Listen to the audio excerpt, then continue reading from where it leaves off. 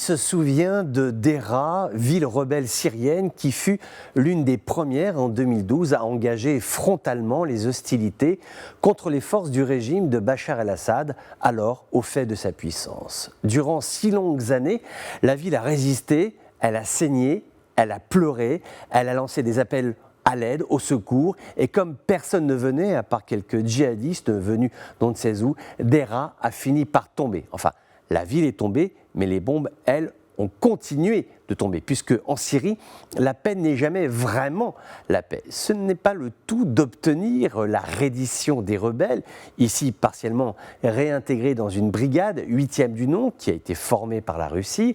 Encore faut-il emporter le cœur de la population. Et là, ça coince. Damas a toujours eu pour stratégie, lorsque l'écrasement militaire ne suffit pas, de jouer le facteur clanique ou tribal, donc sur les structures sociétales qui constituent le socle de la Syrie.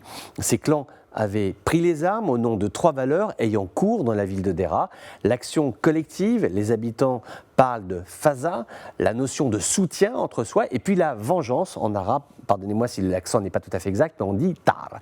L'autorité centrale syrienne a essayé de reprendre le contrôle de la ville en créant une institution qui s'appelle le Forum des clans syriens de Deraa, qui est une sorte de réseau clientéliste, comme il en a toujours existé en Syrie. Hafez el-Assad, le père lui-même, avait recours à l'instrumentalisation des structures traditionnelles pour conforter son pouvoir. Le problème est que ces clans, ces tribus, à force de vivre la guerre, à force de vivre les violences politiques, la corruption, sont aujourd'hui très détériorées. Il ne faut pas croire que l'âme civilisationnelle de la Syrie soit sortie indemne du conflit, qui d'ailleurs n'est pas tout à fait terminé. À Deraa, comme dans d'autres villes syriennes, le modèle ancestral du clan a évolué. C'est-à-dire que les anciens sont moins présents, on voit des têtes nouvelles arriver, par exemple d'anciens commandants militaires de la rébellion, ça peut être aussi des gens issus de la société civile qui sont choisis pour leurs compétences. À Deraa, l'un d'eux est avocat, il est chef de clan, mais il n'est pas l'émanation du clan. Nuance.